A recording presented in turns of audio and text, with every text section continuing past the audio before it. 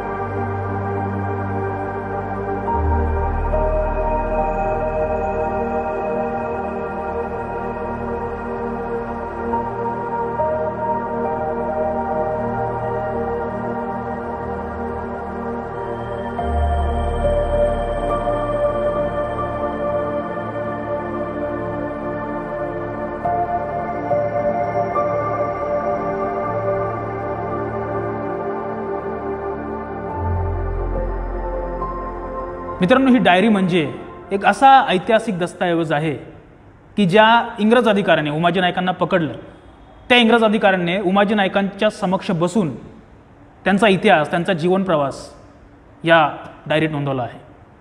तर येणाऱ्या पुढील भागांमध्ये मी किंवा आपण या डायरीचं अभिवाचन करून त्यांचा इतिहास जास्तीत जास्त समजून घेण्याचा प्रयत्न करणार आहोत। ज्या घटनेपर्यंत आपण मागच्या भागात पोहोचलो होतो किंवा सुनील सर आणि इतर सर्व सदस्यांनी ज्या घटनेबाबत मागच्या भागात चर्चा केली होती त्याच्या पुढच्या घटना समजून घेत असताना मी इथे वाचलं की परांड्याला गेल्यानंतर उमाजी नाईकांचा प्रवास हा खूपच धगधगता आणि संघर्षमय होता। तर इथे अनुवाद केल्यानुसार मी वाचू शकतो की वरील घटनेनंतर म्हणजेच उमाजी नाईक परांड्याला गेल्यानंतर काही वर्षांनी दरोडे आणि बंडांच्या घटनात सामील असलेले अनेक रामोशी त्यांच्या कुटुंबियांसहित पेशव्यांच्या सैनिक तुकड्यांपासून बचाव करण्यासाठी पूर्वेकडील निजामाच्या अंमलाखालील परिंडा भागात आणि त्या परिसरातील पेशव्यांच्या अंमलाखालील जहागीरदारांच्या प्रवेशात निघून गेले। त्यांना अखेरीस चाकरीत समाविष्ट करून घेण्यात आले आणि शेजारच्या पुण्यातील रामोशीही त्यांना सामील झाले। सन 1814च्या सुरुवातीला उमय्या म्हणजेच आद्य क्रांतीवीर राजे उमाजी नाईक आपला भाऊ राघू आणि अन्य 3 मित्रांसोबत म्हणजेच उमाजीने पुरंदर किल्ल्यावरील केदारी देवासमोर आपला फेटा अर्पण केल्याची घटना यापूर्वी या ग्रंथात सांगितली असं कंसात लिहून ठेवलंय। तर हे सर्वजण माणकेश्वर या परिसरात आले। ते काही रामोशांसह माणकेश्वर येथील एका मुसलमान फकीर इनामदाराच्या सेवेत राहिले। हा फकीर इनामदार महादजी शिंद्यांचा आध्यात्मिक गुरु होता। त्याचा मुलगा फकीराच्या मोठ्या बायकोच्या मर्जीतला होता। फकीराची मोठी बायको फकीराच्या सर्वात धाकट्या बायकोचा अत्यंत द्वेष करत असे। फकीराची धाकटी बायको फकीराची लाडकी होती। ती तरुण आणि दिसायला सुंदर होती। लोकांमध्येही फकीराच्या या धाकट्या बायकोची अतिशय लोकप्रिय चर्चा होती। फकीराच्या मोठ्या बायकोने या धाकट्या बायकोचा कायमचा काटा काढण्याचा कट रचला। तिने रामोशी नाईकाला या कामासाठी 900 रुपये देण्याचे आमिष दाखवले। रामोशी नाईकाने तिला असे सांगितले की रामोशी लोक कोणतेही अवघड काम आनंदाने करू शकतात, परंतु कोणाचाही खून करण्याची आणि त्यात ती स्त्री असेल तर त्या स्त्रीचा खून करण्याची त्यांची पद्धत नाही। रामोशी लोकांनी फकीराच्या मोठ्या बायकोची ही इच्छा पूर्ण करण्यास नकार दिला आणि त्या नकारामुळे त्यांना फकीराच्या सेवेतूनही काढून टाकण्यात आले। पण हे प्रकरण इथेच थांबले नाही।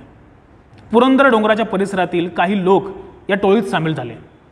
पुढे त्या फकीराच्या धाकट्या पत्नीचा दुर्दैवी खून करण्यात आला। हे खुनी भरघोस मोबदला वसूल करताना पकडले गेले। सदर खून रामोशी लोकांनीच केला असे वृत्त सगळीकडे पसरले। काही दिवसातच औरंगाबाद निजामाच्या सरदाराने या खून प्रकरणातील अपराध्यांना पकडण्यात यावे असा आदेश दिला या बातमीमुळे या परिसरात स्थलांतरित झालेल्या रामोशांमध्ये घबराट पसरली, अशांतता पसरली आणि त्यांनी आपल्या मूळ प्रदेशात परतण्याची तयारी सुरू केली. सुमारे 50 रामोशी, मुले, स्त्रिया आणि पुरुष आपल्या गुराढोरांसहित पुरंदर डोंगराकडे जाण्यास निघाले. ते निघाले असता निजामाच्या सैनिकांच्या तुकडीने त्यांना वाटेत पकडले. ही तुकडी त्यांचाच शोध घेत होती. ही बातमी समजताच रामोशांनी झटपट निर्णय घेऊन आपल्या बायका मुलांना शेळ्या, मेंढ्या, गुरं घेऊन जवळच्या जंगलात पाठवून दिले. तिथे लपण्यास सांगितले. रामोशांच्या टोळीत सुमारे 22 पुरुष होते. त्यांच्यापैकी काहींकडे तोड्याच्या बंदुका होत्या, तर काही रामोशांकडे तलवारीही होत्या. आपल्या बायका आणि गुरेढोरे सुरक्षित जागी जाईपर्यंत समोरून येणाऱ्या निजामाच्या सैनिकी तुकडीशी संघर्ष करण्याचा निर्णय त्यांनी घेतला. निजामाच्या तुकडीत 100 पेक्षा अधिक घोडेस्वार होते. तरीही रामोशांवर हल्ला करण्याची त्यांची हिंमत नव्हती. निजामाचे सैनिक रामोशांसमोर येऊन त्यांच्या भोवती काही अंतर राखून वेढा घालून थांबले. निजामाचे सैनिक आणखी त्यांच्या सैन्याची कुसक येण्याची वाट पाहत होते. थोड्याच वेळात आणखी 150 शिबंद्यांची तुकडी घेऊन त्यांना मिळाली. म्हणजे 100 आणि 150, 250 लोकांची त्यांची टोळी झाली. आणि एका साईडला 22 रामोशी, म्हणजे एकाच 10. आपण जर असा हिशोब केला तर या पद्धतीने लढाई होणार होती. निजामाच्या सैनिकांनी रामोशांना शरण येण्याचे आव्हान केले, परंतु निजामाच्या सैन्याचा शाब्दिक धमक्यांनी रामोशी अजिबात घाबरले नाही. त्यामुळे निजामाच्या सैनिकांनी रामोशांवर थेट हल्ला चढवला. काही सेकंदातच 10 रामोशी मारले गेले आणि 8 गंभीर जखमी झाले. तर उरलेले 4 रामोशी निजामाच्या सैनिकांना शरण गेले. या 4 रामोशांमध्ये उमाजी नायकांचा समावेश होता. त्यांनीच ही घटना मला सांगितली, म्हणजेच हे मॅकिंटॉशने लिहून ठेवलेले असल्याप्रमाणे. तर उमाजी आणि अन्य 3 रामोशांना पकडून परिंडा येथे नेण्यात आले. त्यांचा चुलत भाऊ राघोजी, त्यांचा मुलगा या लढाईत जखमी झाले आणि काही दिवसांनंतर मृत्यू पावले. 3 महिन्यानंतर या पकडलेल्या रामोशांना सोडून दिले गेले आणि आपल्या देशात परत जाण्याची परवानगी दिली गेली. मात्र या स्वातंत्र्यासाठी त्यांना आपल्या संपत्तीपैकी बराचसा भाग वेगवेगळ्या अधिकाऱ्यांना लाच देण्यासाठी खर्च करावा लागला.